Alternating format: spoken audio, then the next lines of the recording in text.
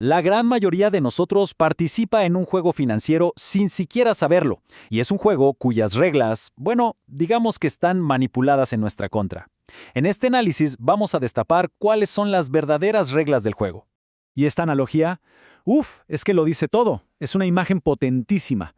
Nos resulta familiar, claro, pero si uno lo piensa 2 segundos, es profundamente inquietante.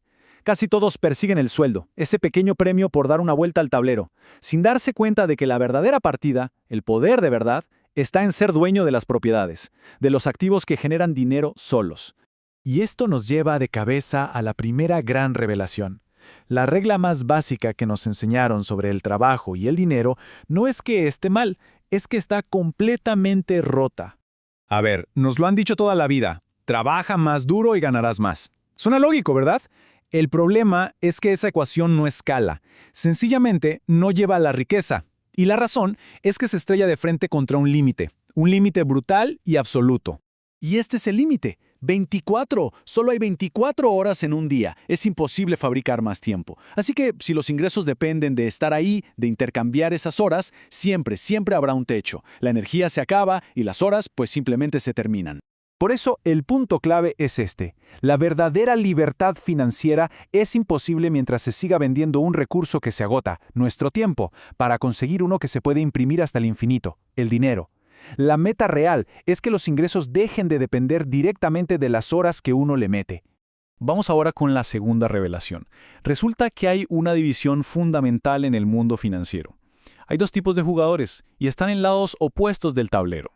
Y esta pregunta es interesante porque obliga a hacer una autoevaluación muy honesta.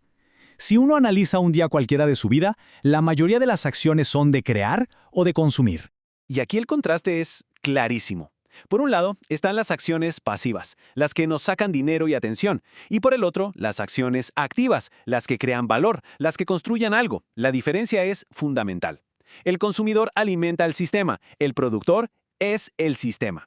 El sistema está perfectamente diseñado para que el consumidor termine siempre en cero. El dinero entra y, así como entra, sale. Para cambiar de verdad el destino financiero es indispensable cruzar esa línea y empezar a pensar y actuar como quien produce. Pasemos a la tercera revelación. ¿Y esta? Esta le da de lleno a uno de los consejos financieros más repetidos de la historia. La idea de que ahorrar dinero en el banco lleva a la riqueza.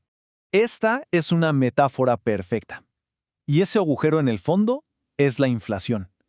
En un sistema económico diseñado para que el dinero pierda valor con el tiempo, dejarlo quieto o estancado es garantizar que su poder de compra se vaya haciendo más y más pequeño cada día que pasa. Y esto nos obliga a un cambio de mentalidad radical.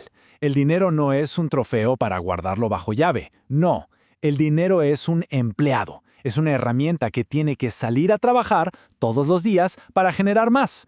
En lugar de acumular efectivo muerto, la gente libre acumula activos. Compra acciones, invierte en propiedades, construye negocios o invierte en su propia educación para poder generar más valor.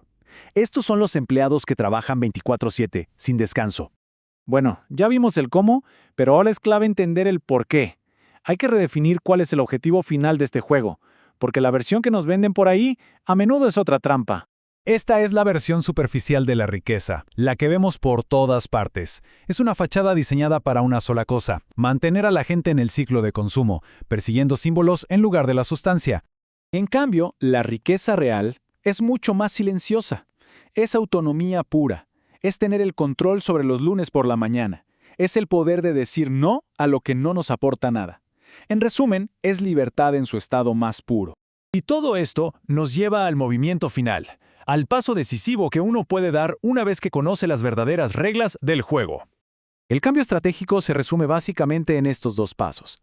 Primero, reconocer que el tiempo es una trampa y buscar formas de que los ingresos no dependan de las horas trabajadas. Y segundo, usar los recursos no para consumir, sino para construir o comprar los activos que van a trabajar por uno.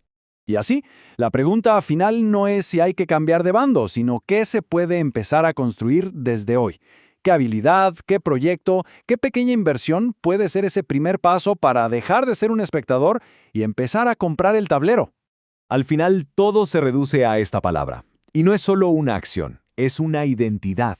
Es el cambio fundamental para dejar de jugar un juego manipulado y empezar a diseñar uno propio.